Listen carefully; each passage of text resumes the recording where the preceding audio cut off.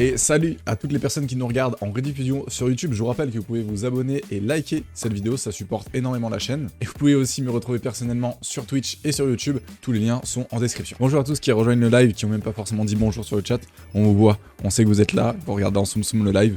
Vous vous réveillez peut-être que vous avez votre travail, peut-être dans la voiture et tout. Ludomatique, je suis pas en fin de soirée. Ah, un petit peu. En gros, pour vous expliquer, je dois faire des montages pour jouer un roman. Il a annoncé 5 épisodes et il m'a envoyé les premiers rushs jeudi soir. Moi, le week-end, je suis complètement off. Donc, à peu près à partir du dimanche à 17h, je commence à être libre et pouvoir recommencer à travailler. Et du coup, je me devais de finir l'épisode 1 qui va sortir du coup demain, hier soir, parce que je voulais prendre de l'avance, étant donné que j'ai un live, que j'ai aussi 7 rediffusions de live à monter, etc. Donc, pas mal de choses à faire. Et donc, oui, j'ai fini à 2h du mat de travailler. Normalement, on commence à 9h, je me suis laissé un peu plus de temps pour commencer. Mais je sais que ça dérange pas les gens. Voilà. On va passer sur la semaine du Bitcoin, du coup. On stagne sur les 19 000.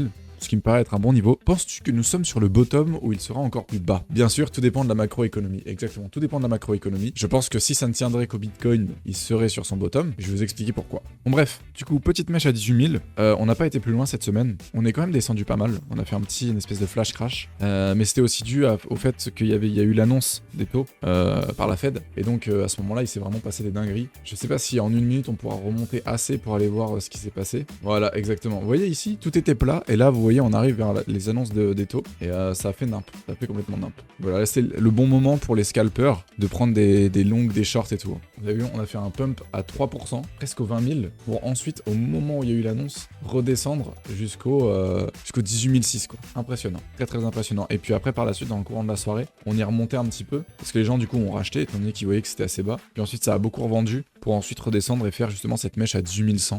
Oui, cette petite mèche, c'est sûr qu'on ira la retester, je vous explique pourquoi. Il commence à y avoir des divergences RSI haussière où je me trompe. Ouais, c'est possible. En gros, là, vous voyez que au niveau du RSI, c'est très bon. Parce que les points bas qu'on fait, ils sont de plus en plus hauts sur le RSI, alors que sur le cours, ils sont descendants. Donc ça, généralement, quand le RSI monte et que le cours descend, ça annonce un retournement à la hausse. Après, tout dépend de la macroéconomie, et on peut l'analyser aussi différemment, ce RSI. C'est qu'en gros, vous voyez, là, on est sur des points qui sont très bas. Enfin, on est sur des points qui sont bas, ou alors, même s'ils ne sont pas forcément bas, ils sont au même niveau que cet endroit-là. Et à cet endroit-là, on était aux alentours des 30 de RSI, et de ce côté-là, on est aux alentours des 42-43. Donc ce qu'on peut se dire, c'est que le RSI pour l'instant, il est un peu au milieu, il rebondit au milieu de nulle part. Généralement, vous voyez que quand on s'arrête dans ces eaux-là, vers les 40-42, c'est généralement une zone, un palier pour redescendre plus bas encore. Et par exemple, ici, c'est rare, c'est très rare, à part dans ces environs-là, mais en gros, on s'est arrêté en plein milieu des 42 pour ensuite remonter. Mais j'ai l'impression que c'est plutôt rare qu'on s'arrête en plein milieu des 42. Généralement, on va chercher encore plus bas. Donc là, ça peut être un palier pour justement, tac, s'arrêter un petit peu et redescendre derrière. Et donc, aller faire une mèche plus bas, ou alors du moins retester celle-là. À voir. Mais en tout cas, c'est sûr qu'il y a une divergence haussière au niveau du RSI qui nous dit qu'après, on ne peut pas justement redescendre un petit peu encore sur le RSI pour ensuite remonter. On ne sait pas. J'entends une capitulation violente, moi beaucoup moins, de liquidité sur les marchés à cause des taux historiques. Alors, je suis d'accord, c'est possible qu'il y ait une capitulation violente, mais moi je trouve qu'on est entré dans une nouvelle ère économique. Depuis quelques années, donc depuis 2020 à peu près, les jeunes, la nouvelle génération qui investit, a compris comment ça fonctionnait. Ils ont compris qu'il y avait des baleines, qu'il y avait des personnes qui vendaient, et donc aujourd'hui, là où avant par exemple sur les marchés, dès que ça descendait un peu, tout le monde paniquait, et ben aujourd'hui ça panique moins et ça achète plus en bas que auparavant. Et donc c'est possible qu'on soit rentré dans une nouvelle ère économique où aujourd'hui les retail, donc les petits investisseurs comprennent mieux le marché et donc font en sorte de mettre des bâtons dans les roues un petit peu aux baleines qui avaient l'habitude, elles, de revendre quand c'était haut, racheter quand c'était bas et qui elles avaient déjà compris ça. Donc c'est possible qu'il y ait une capitulation, néanmoins je trouve qu'on est quand même dans une nouvelle ère où les gens comprennent que même si le Bitcoin crash, si le Bitcoin passe en dessous d'une certaine somme ou quoi, il y aura toujours des gens pour acheter parce que les gens se diront mais en fait c'est à ce moment-là qu'il faut acheter. En weekly, qu'est-ce qui se passe? Alors sur le RSI, on est sur un bon point de rechargement, donc c'est pour ça qu'en fait c'est pas difficile, mais on peut le voir dans plusieurs sens, c'est-à-dire qu'en daily, tu vois, vous voyez, le RSI est encore assez haut, vers les 40, 42, alors que celui en weekly est encore très bas, on est encore plus bas que le point Covid. Donc c'est un bon point de rechargement, le point Covid c'était un bon point de rechargement, là aujourd'hui c'est un très bon point de rechargement. En gros, tu dis, j'ai le sentiment que par exemple en 2015, très peu de monde connaissait les cryptos. C'est pas un sentiment, c'est réel. En 2015, personne connaissait les cryptos. Aujourd'hui, il y a à peu près, j'ai pas envie de dire de la merde, mais il y a au moins 50% de la population mondiale qui a entendu parler du mot crypto-monnaie, qui a entendu le mot mot Bitcoin, donc ça c'est déjà pas mal. Il y a quand même très peu de monde qui a déjà commencé à investir. Donc oui, en 2015 c'était encore pire. En 2015 personne n'avait entendu le mot Bitcoin, etc. Le mot Bitcoin il a commencé à apparaître en 2017 à peu près, dans la sphère médiatique française, mondiale, etc. C'était comme être catapulté dans le coffre-fort d'une banque. Vous pouvez gagner beaucoup. Maintenant tout le monde est à l'affût. Je trouve ça impossible de trouver une petite crypto que quasi personne ne connaît, investir, voir cette crypto connaître, un pump et ensuite faire un beau bénéfice. Désolé si ça paraît un peu bête comme raisonnement. Non, c'est un très bon raisonnement. Maintenant aujourd'hui, ce qui peut être intéressant, c'est que on connaît maintenant la technologie des cryptos, on connaît la technologie des NFT, on connaît tout ce qui se passe sur les cryptos, etc. Et on sait mieux apprivoiser. Donc certes, les ICO vont peut-être être moins impressionnantes. On va pas faire des x100, x200 directement de l'ICO, parce que ça va être plus maîtrisé, plus contrôlé, régulé aussi. Alors la régulation, c'est toujours bien, parce que ça permet aussi aux États d'avoir confiance dans ce en quoi les clients des banques et les citoyens investissent. Mais ce qui est sûr, c'est que maintenant, aujourd'hui, on connaît les technologies, et je pense réellement qu'il va y avoir beaucoup d'entreprises dans le domaine des NFT et qui par la suite, après avoir accepté les NFT et créé des NFT, peut-être vont accepter les cryptos, tu vois. Je pense qu'on a pas mal de technologies qui vont se créer autour de ça et qui vont se développer en fait. Pour l'instant, la technologie elle est encore en train de se développer, donc il y a toute une partie à explorer en fait des cryptos qu'on n'a pas encore exploré. Pour l'instant, on a fait pumper le truc en mode regardez, on peut faire beaucoup d'argent avec. Il y a beaucoup d'entreprises qui se sont intéressées et c'est grave possible qu'ils s'intéressent ensuite aux cryptos et que de fil en aiguille, eh ben on arrive sur des entreprises beaucoup plus mainstream, beaucoup plus grand public, qui vont utiliser les crypto-monnaies. Et c'est comme ça qu'il y aura une démocratisation. Et la démocratisation, bien évidemment, amène du monde, et ça amène du monde, ça amène ensuite de l'argent, bien évidemment. Elrond, t'es encore à fond? Hors spéculation? Oui. Ouais. Alors, je vais pas vous mentir, il y a quelques mois, je l'avais déjà annoncé, mais en gros, j'étais trop à fond sur Elrond. J'ai presque 80% de mon portefeuille qui était sur Elrond. Là, ça va, je me suis rééquilibré un petit peu. Une vingtaine, trentaine de pourcents qui est sur Ethereum, du coup. Et j'en suis bien content, j'ai pu me rééquilibrer petit à petit. Et je vais vous parler de ça juste après. Je crois que là, c'est incroyable ce live, comment il est dans le désordre, c'est abusé. Bref, du coup, on continue. Les bandes de boulanger, j'ai remarqué un truc qui était hyper intéressant. En weekly, je vais juste vous montrer un truc. Déjà que les bandes de boulanger, ils étaient pas mal resserrés, malgré le... Enfin, on n'a pas l'impression qu'elles sont resserrées, mais en tout cas, elles se resserrent beaucoup. Elles resserrent pas mal. Et pour vraiment qu'on ait un décollage, je vous rappelle qu'il faut qu'on passe au-dessus de cette bande. En gros, quand on passe au-dessus de cette ligne rouge et qu'on fait un rebond dessus, généralement, c'est très bon. Je crois que c'est une moyenne mobile, celle-là. C'est ça qu'on a pu rebondir dessus. Et en gros, quand on passe en dessous, c'est généralement pas bon. Donc là, pour qu'on redécolle, il faudrait que les bandes de Bollinger soient encore plus resserrées et qu'on passe au-dessus de cette ligne rouge pour ensuite redécoller. Mais ce que j'ai remarqué, c'est que je sais pas si vous avez eu le même sentiment que moi durant le bull run, je sais pas si vous étiez là, mais en gros, on a l'impression que il y a eu enfin, moi en tout cas, j'ai eu une frustration à ce moment-là au niveau du bull run parce que je me disais merde, le top il a pas été atteint en novembre comme on pourrait le croire. La TH il a été atteint en novembre, mais en réalité le vrai top ça a été en mai parce qu'après on n'a pas eu d'explosion énorme. Moi je pense qu'en réalité, toute cette hausse là, enfin surtout cette hausse là, elle était due grâce aux NFT. Et ici ça a été dû grâce aux NFT. Sans les NFT, je pense qu'on serait redescendu comme ça et on aurait fait un flop. On a fait un rebond comme ça et on serait redescendu comme ça. Par exemple sur GBTC, donc le Bitcoin de Grayscale, le top il est ici et ce top là il est en dessous. Donc en gros le premier top a été atteint en mai. Et je sais pas si vous avez eu ce sentiment. Et ce sentiment en fait il est traduit comme ça. Regardez moi c'est les bandes de Bollinger. Regardez ce dézoom. Voici le bull run de 2017. Voici le bull run de 2014-2013, enfin 2013-2014. Voici le bull run de 2011 et vous voyez bien que les bandes de Bollinger, j'arrive même pas à dézoomer tellement elles sont grosses. Et là, voici le bull run 2021. Et j'ai l'impression que ce sentiment, il est tellement bien retraduit. Genre en mode là, regardez, on a fait une grosse coulure, ça a bien bavé de partout et tout. Et là, c'est tout. Et ma frustration, elle se traduit exactement comme ça. Genre en mode on n'a pas été jusqu'au bout. On aurait dû aller encore plus loin. Bref, c'est un peu ce sentiment-là. Et donc c'est la première fois que j'arrive à le voir traduit sur un graphique. Et bien évidemment, après, il se traduit pas en monthly. Quand on regarde en monthly, là, c'est quand même des... Enfin, comment dire, les bandes de Bollinger, elles vont quand même loin. Vous voyez, elles descendent assez bas, même plus bas que les dernières fois. Mais ça, c'est bien évidemment en monthly. En monthly, je voulais vous montrer quelque chose. J-4 avant la clôture.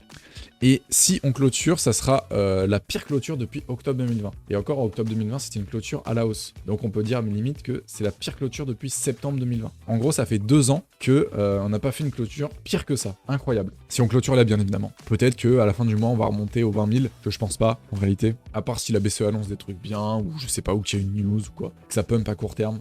Pour conclure, on voit très bien qu'on est en bear market, comme je vous l'ai dit, par rapport aux bandes de Bollinger, qui sont en train de se resserrer à fond et qui sont déjà écartés beaucoup trop. Donc voilà, on voit bien qu'on est en bear market et qu'on stagne beaucoup sur un point très bas, comme je vous l'ai montré grâce au RSI. On stagne beaucoup autour du même point auquel laquelle on était au Covid. On stagne encore plus longtemps que depuis que lorsqu'on était au bear market de 2018. Ça fait plus longtemps qu'on stagne sur ces niveaux-là, vous voyez. Et le RSI est tellement bas que ça me paraît très compliqué d'aller chercher des points encore plus bas. Donc on stagne beaucoup sur un point très bas, donc c'est un super bon point pour recharger. Voilà, exactement. En daily, ça peut toujours s'écrouler, bien évidemment, comme je l'ai montré, avec le RSI qui est encore très haut. Alors j'ai mis très haut, pas forcément non plus, mais en tout cas, il est pas tout en bas, quoi, on va dire. Même si le cours paraît assez bas, il est pas encore tout en bas, le RSI, donc c'est possible. On retourne peut-être en bas de la bande de Bollinger ou quelque chose comme ça, faire un petit rebond comme on a fait ici, comme on a fait ici, comme on a fait ici, enfin bref, vous connaissez. Et ben voilà, on a terminé avec l'analyse du Bitcoin. On va pouvoir passer sur le petit sujet que je voulais vous parler par rapport aux cartes crypto. Je vais vous demander votre avis. Est-ce que ça passe chez tous les commerçants? Est-ce qu'on peut la mettre sur Apple Card ou Google truc là? Sur son iPhone en gros pour payer avec son iPhone. Disons que c'est possible que je passe de crypto.com à Binance. Il n'y a pas Apple Pay par contre. Fuck. Je crois que c'est pour ça que j'allais vous demander. Pour la carte Binance, j'arrive à la passer partout, sauf Total pour l'essence. Ah ok, bah ça va, j'ai pas de voiture. Perso, j'utilise au quotidien, j'ai jamais eu aucun souci. Et franchement, je l'ai utilisé pendant un mois en Indonésie pour réserver des taxis, payer des boutiques, réserver des trains et des vols sur des sites. Jamais eu aucun souci, pour moi c'est la best. Merci Tommy. Il y a un moment, ils ont fait une annonce comme quoi tout le monde pouvait la recevoir gratuitement. Je l'ai gratuitement, parce qu'en fait ils ont fait une annonce, vous pouvez tous recevoir votre carte gratuitement, quoi, je sais pas quoi. Je l'ai demandé, bien évidemment. Attendez, une carte gratuite pour son portefeuille en plus. Carte crypto.com, moins bien que Binance maintenant. Alors moi, elle était toujours aussi bien parce que j'ai pas encore perdu mes avantages. Je me suis réveillé il y a un petit peu tard, je pensais que ça allait mettre plus de temps, mais j'ai remarqué que mes crocs allaient être unstake dans 2 jours. Donc là maintenant ça va faire dans un peu moins, je crois que ça va être dans 1 jour. Donc dans 1 jour en fait mes crocs sont unstake et donc je perdrai mes avantages. Les cartes crypto c'est hyper intéressant, non pas pour dépenser ses cryptos mais pour mettre des euros dessus et avoir du cashback en crypto. Ça te permet d'investir passivement 2% de tout ce que tu dépenses en crypto, tu vois. Donc c'est-à-dire que tu es remboursé en crypto. Et les cryptos, c'est des actifs, donc forcément, c'est un truc qui va monter. Et là, vu le prix du BNB, pour retrouver mes 2% de cashback, j'ai juste besoin d'avoir un BNB. Donc moi, ça me va très bien. Oui, parce que j'ai pas un énorme portefeuille, comme certains pourraient le penser. Et donc, je ne peux pas avoir 10 BNB dans mon portefeuille pour avoir du 3 ou 4% de cashback. Les rewards pour la carte Binance en BNB, ouais, exactement. Rewards en BNB sous 3 jours après la confirmation du paiement. Merci Tommy pour toutes ces infos. C'est hyper intéressant. Franchement, le service client de Binance, en chat, je suis choqué de leur efficacité, de leur app. Eh ben, c'est très bien. C'est nickel alors. Là, j'ai que des points positifs. Et est-ce que c'est possible de faire des paiements récurrents? Par exemple, je sais que moi, Adobe, je paye 30 € par mois pour mes montages, etc. Est-ce que je peux le payer? Est-ce que Spotify, je peux le payer par un paiement récurrent? Est-ce que c'est possible de faire ça? Voilà, je suis intéressé. J'ai plein de questions à vous poser, les gars. Désolé, là, c'est pas moi qui vous apprend des choses, c'est vous qui m'apprenez des choses. Mais c'est intéressant de faire de discuter comme ça parce que certaines personnes peuvent se poser la question. Est-ce qu'il y a des frais en plus lorsque la carte Binance va piocher dans votre portefeuille spot? Par exemple, quand vous avez plus d'€ sur votre compte et que vous payez un truc avec votre carte Binance, et ben vous êtes obligé, ils vont prendre votre portefeuille spot en fait. Et est-ce qu'il y a des frais en plus? Voilà, je vais demander ça. Je vais te répondre à tous, mais oui. J'ai YouTube Music et Netflix qui tournent dessus et pas de frais en supplément. Ok, très bien. Merci Tommy. T'es vraiment un boss par contre. Le cashback, il est que sur certains trucs. Par exemple, si vous faites un dépôt, par exemple, sur une plateforme en carte bancaire, certes, ça équivaut comme un paiement en carte bancaire, mais étant donné que c'est déjà un service bancaire sur lequel vous payez, vous n'aurez pas le cashback parce que c'est un service bancaire. Donc en gros, vous envoyez de l'argent à vous-même, vous n'allez pas payer de cashback sur. Le bon plan surtout, c'est quand tu pars avec tes potes en vacances et que tu avances les frais d'hôtel d'avion pour tout le monde. Ah ouais. Mec, mais ça, mais gros, mais c'est ma vie en fait, c'est ma vie. Ma copine, elle me dit, oh attends, mais j'ai pas ma carte et tout. Je dis, t'inquiète, tu me rembourses après. Et du coup, on part faire les boutiques, les magasins et tout. Là, cet été, on est parti en vacances. On a pris Airbnb, hôtel, bref, les billets de train et tout. J'ai tout payé avec crypto.com, le cashback, les gars. La moula direct. Donc ouais, tu payes tout d'un coup. Donc forcément, sur le moment, tu dépenses toute ta thune. Mais putain, le cashback, il paye. Hein. Oh, sa mère. En plus, là, le BNB est très très bas. Donc ça veut dire que si t'as des rewards en BNB aujourd'hui, putain, dans quelques mois, ça va bien péter. Hein. Ouais, en fait, moi, ce qui me dérange, c'est le remboursement de mon compte Spotify. Je kiffais ça avec crypto.com. C'est pas le site officiel, mais croyez-moi, c'est les bons taux. Alors, quand t'as aucun BNB, la carte, c'est 0,1% de cashback. Donc là, par exemple, j'ai 0 BNB, moi, sur ma carte. 0,1% de cashback. Si t'as un BNB, c'est 2%. Si t'en as 10, c'est 3. Si t'en as 40, c'est 4. Bref, faut en avoir 600 pour avoir 8%. Donc c'est beaucoup plus cher que la carte crypto.com. À part ici, à part sur ce palier, c'est moins cher. Voilà. Un BNB facile à avoir en soi. Oui.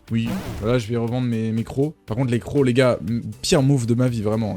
Crypto.com, c'est cool parce que t'as du cashback à fond, mais pire move de ma vie. J'ai acheté 350, c'est toujours 350 € de crocs. Je les ai achetés quand il valait 50 centimes, presque 42 centimes. Aujourd'hui, il est à 11 centimes. Donc ça a été divisé par 4. Par contre, au niveau de mon cashback, j'ai quand même eu pas mal, j'ai quand même eu 150. Donc en soi, 150 plus 100, ça fait 250. Et là, quand ça va être déstacké, je vais enlever tout de crypto.com, je vais me virer, je vais tout me renvoyer en BNB, en ETH et tout. T'inquiète, on va faire ça bien. Là en plus, j'ai des ETH de partout et tout. Au moins, je suis bien diversifié au niveau de mes plateformes. Mais tu tournes sur combien de plateformes? Oula, alors Bitpanda, je l'ai eu parce qu'il y a un super DCA que je peux faire dessus, hyper intéressant, très safe. Crypto.com, je l'ai eu parce que c'était la carte Crypto.com. Si un jour, en fait, moi je vais garder quand même Crypto.com de côté parce que si un jour les avantages de Crypto.com reviennent, ils pourront regagner beaucoup de clients. Croyez-moi, ça c'est sûr, c'était leur grande force à Crypto.com et je suis sûr qu'ils pourraient faire des dingueries. J'ai quoi aussi? J'ai Binance, bien évidemment, pour tous mes investissements là en plus pour la carte Binance, etc. Ça sera beaucoup plus intéressant. J'ai Maillard pour tous mes EGLD parce que j'ai le Maillard Exchange, etc. Et je continue à tourner dessus parce que je trouve que c'est plutôt intéressant. Et quand on aime un projet, on continue, on reste sur lui. Donc voilà, même s'il stagne beaucoup trop à mon goût le GLD et que je devrais peut-être le mettre quelque part d'autre et me diversifier, j'ai trop du mal à m'enlever de GLD. Donc j'investis sur d'autres trucs en attendant et un jour j'aurai tellement investi sur d'autres trucs que ma part en EGLD sera beaucoup plus petite que celle qu'elle est aujourd'hui. FTX pour le stacking, qui l'utilise ici? Moi pour le stacking, je stack que mes EGLD gros, donc non, j'utilise pas. Tiens d'ailleurs, il faudrait que j'aille voir les rewards que j'ai en EGLD là, qui m'attendent. Oh c'est pas mal. 6$. Et je voulais vous demander si vous connaissiez Plutus. Moi j'attends ma carte Plutus là. Et Plutus en fait ce qui est lourd c'est que c'est 0€ par mois les gars. C'est magique, je vais vous montrer. Regardez-moi ça. Starter 0€ par mois, 3% crypto reward. On peut par contre dépenser que 250€ par mois. Donc c'est quand même compliqué. Il y a One Perks. Et du coup après il y a 5€. Alors j'ai dit de la merde, c'est pas 0€ par mois pour avoir One Perks. Par contre là il y a 2 Perks. Et les perks c'est quoi? C'est ça, tout simplement. Donc c'est soit Netflix, soit Spotify, soit Amazon Prime, soit Disney+, soit Apple One, soit 10€ chez Apple, soit 10€ chez Asos. Bref, vous avez plein de trucs, vous avez même les pompes à essence, c'est quoi ça? C'est Shell en plus. Il y a Just Eat, bref, il y en a plein, il y a même Uber et tout, bref, si vous voulez kiffer. Moi, ce que je prendrais, c'est Spotify et Amazon Prime, comme ça. Mes abonnements Twitch en Prime seront remboursés, bien évidemment. Alors c'est 5€ par mois, mais quand on sait que les abonnements Spotify et Amazon Prime sont déjà à environ tous les deux, genre presque 20 balles, bah, c'est intéressant de prendre ça quoi. Et en plus il y a 3% de crypto reward. Et on peut dépenser jusqu'à 2000€ par mois. 2000€ par mois ça peut aller encore pour mon niveau à moi. Après si vous voulez vraiment dépenser à fond, prenez ça. Et en plus ce qui peut être intéressant c'est les additionnels. C'est-à-dire que si vous prenez par exemple, si vous stackez 500 plus, et bien vous avez 5% en reward et 5 perks. C'est incroyable, c'est impressionnant. Après le plus je crois qu'il est à 7$, quelque chose comme ça, donc ça monte assez vite. Ou 2$ même, je sais pas. Ça monte assez vite en tout cas. Mais en tout cas je pense que c'est ce que je vais faire. Après, je peux vous mentir que ça met du temps. Et là par exemple je suis 22 947e.